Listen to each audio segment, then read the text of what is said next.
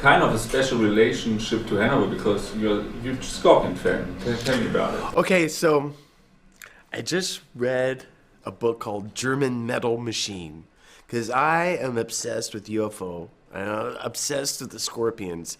I first heard UFO when I was 15 years old, and like 6 months later I heard the Scorpions. And from that time on, I've been the hugest fan, and I still am to this day. And so, as we were flying into Hanover, I realized, wait, this is where everything went down in that book. You know, Michael Schenker and Rudolf Schenker are from Langenhagen.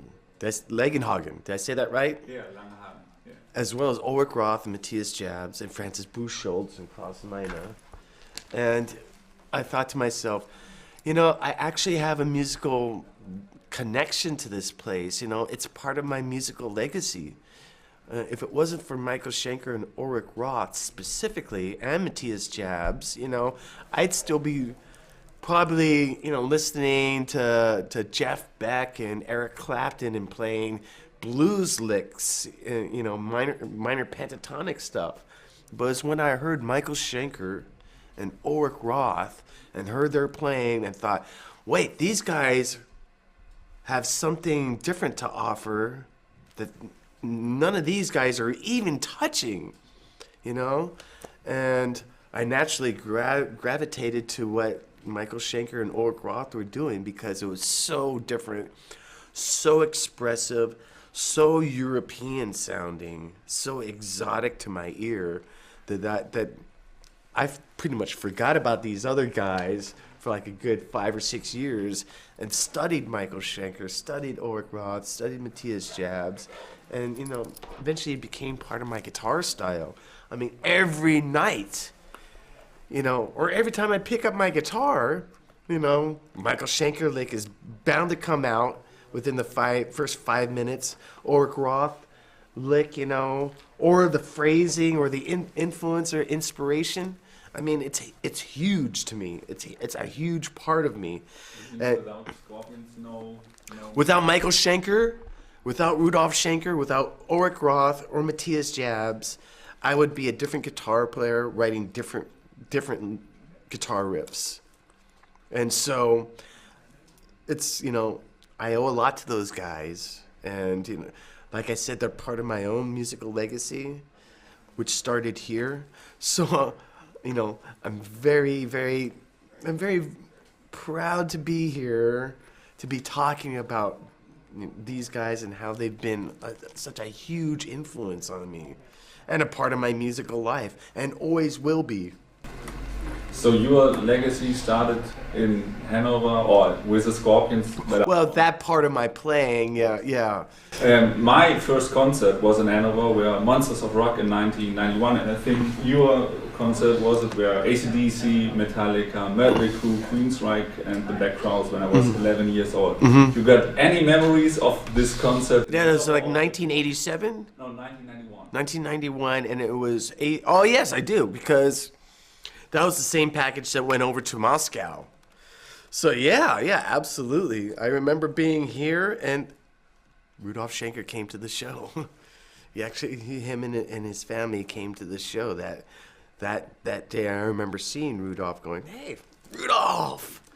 Because again, you know, whenever I see anything that has anything to do with UFO or Scorpions, you know, I light up.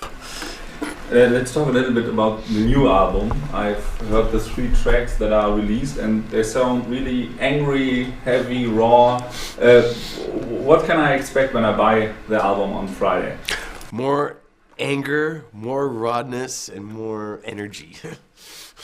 So where does it come from? Normally people, when they grow, get a little bit older, they like get mellow, they get relaxed, they think, how do you keep the energy? Well, see, you know, as musicians in a rock band, we're not really allowed to grow up. It was a joke. You know, I can say this with absolute authority. You know, I have a lot of anger in me. I know James has a lot of anger, and I know Lars has a lot of anger. And I know, as a matter of fact, that my anger, it was just because of like just my roots, you know, how I was brought up, my childhood wasn't that great, you know, made a well of anger just inside my soul. James, same thing. Lars, same thing. A lot of anger. You know, when we got together, we were four angry young men who, and you know, what brought us together was the way we played, with anger, with aggression, distortion, energy, rawness. We found each other and we saw in each other a similar anger, and that's why we gelled. That's why we came together. And so, speaking on an emotional intelligence level, an emotionally aware level, that anger really never goes away. People learn how to process it. You know, they learn how to work through it, work with it, or they just tamp it down. You know, it's not there anymore. I'm not angry. Glug glug glug. No, I'm not angry. Glug glug glug. So it never really goes away. You know, you just learn how to deal with it. For me, that well of anger, I can tap into it any time, in any sort of situation. And it's really helpful when I tap into that anger when I'm playing my guitar, and particularly my guitar solos. And even the way I play is very aggressive. You know, my right hand technique is really heavy. I use a really hard pick. I pick the notes really heavily. And I beat up my left hand or my right hand because I'm always hitting my guitar and slamming it. And it's a therapeutic thing for me to play guitar because it helps me process that anger that just, you know, is just always there. So on a creative level, it's really easy for us to be angry. It's harder for us not to be angry.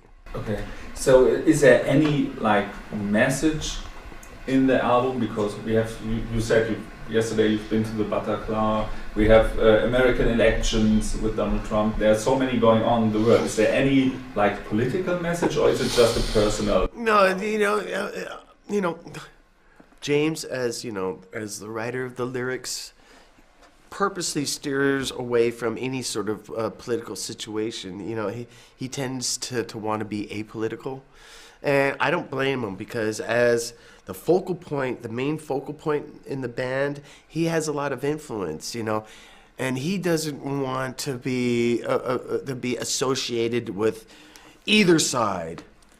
You know, he sees that as a real problem, and it's true. It can be a real problem for him as the focal point of the band. And so, as a result of that, you know, a lot of his lyrics are apolitical too. They can be absolutely interpreted in a political way, absolutely, because of the brilliance of his lyrics and how analogous they are, and how deep they're rendered in metaphor. And, you know, you can say Atlas Rise is about, you know, the election very easily, but I know for a fact that it's about something completely different. So, having said that, it's really anything that you want to interpret it to be, whatever works for you. And that's the beauty of James's lyrics. Is that part of the key of success for Metallica, that you have over so many years that you are not like at a particular time and a particular problem, you can listen to Masters of Puppets and still as a young guy think about my school, my problems today? Is that the key of? Yeah, maybe. I mean, you know, the thing about our music that I've learned over the course of time is that it stood the test of time. You know, a kid who was listening to Master of Puppets when they were 14 years old will probably still be affected by Master of Puppets, you know, 10, 20 years later. Because I know that, you know, when I listened to like, I don't know, fucking Van Halen's first album when I was, you know, 13 years old or something when it first came out, it spoke to me. It spoke to me a lot, you know. And the lyrics are all about girls and partying and whatnot, but the music suggested other things. And, you know, I got a certain sort of message from that album when I was 13, 14. And it was, obvious, girls, fun, summertime, whatever. As I listen to that album, 30 years later, I get a completely different message, I get a message of, wow, they're the Van Halen brothers and David Lee Roth, and they were just like us. They just, they're probably in a garage. They put that album together, and they were just trying to like make music that they wanted to hear, and that's how I hear it now. The great thing about Master of Puppets is that I think that whatever moment in your life that you're listening to that album, it speaks to you in those terms of just where you're at in your life. I think a lot of our music does that. It almost informs you as to where you're at, in regards to how you're living. 30 years or 35 years as a band, can you remember the first moment when you knew we are a famous band? Was there any particular moment when you thought we made it? Is there any concert or any situation where you recognize, okay, we are a really famous band? Yeah, after the Black Album came out, I realized that I wasn't able to like go anywhere in San Francisco that I wanted to. And the way I found that out was I remember going into a comic book store. And, same comic book store I'd been going to for like 10, 15 years and looking through the comics. And I remember looking up and there's this woman who was staring at me. I was like, all right, whatever. And then she kept on staring at me. I was like, what? Why are you staring at me? And she goes, because you're Kirk Hammett. And I was like, and I thought, I am Kirk. This has never happened before. What's up? No one's ever like come up to me in a comic book store and said that to me. And then I kind of realized, I guess that means that we're at a level of recognition now that we've never been at. And I better start getting used to it because, you can't really undo that kind of stuff. You can't say, hey, no, I don't want this, It just kind of happens and you have to adjust. And, well, I mean, maybe that didn't happen on the Black Album. Maybe that happened during Injustice for All because it was still the 80s. So I think around Injustice for All with, the one video and us selling like 3 times as many albums on the outset than Master of Puppets did. I think it was around the time of the one video that things started to change for us. So, 30 years, how long can we expect that? Last question. How long can we expect okay, sorry. No, it's just, come on, one more. Oh, yeah. How long can we expect you guys to go on? I mean, is there any limit, or do you do like the Stones or AC/DC, keep on touring, doing albums?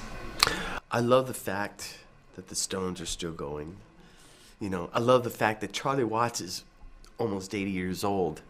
I saw Buddy Guy about 2 months ago. He is 80 years old. Those 2 80-year-old guys are still doing it well. If they can do it, why can't I? Yeah, I don't want to retire. I want to be able to play guitar, write music, perform, as long as I possibly can. As a musician, I always want to like grow as an artist. I always want to create. I always want to perform. And so I don't personally see myself stopping. Whether the band stops or not, I have to accept it. But I'm not going to stop. Just if the band stops for any reason, I'm probably still going to go on. But, having said that, I see us going for as long as physically possible, because all of us have problems now with our working parts. I have problems with my knees, I have problems with my wrist, elbows, and shoulders, and it's all because of playing. You know, it's, well, my knees aren't, but, you know, my wrist, elbows, and shoulders. Doing this all the time, you know, just like, after a while it gets to you. And I'm not the only one. James has problems, Lars has problems, Rob has problems. They're all physical. As long as we can overcome those physical obstacles and still get on the stage and play songs like fucking Fight Fire with Fire or, you know, Hardwired to Self-Destruct, we'll still be around. Okay, thank you very much. All right.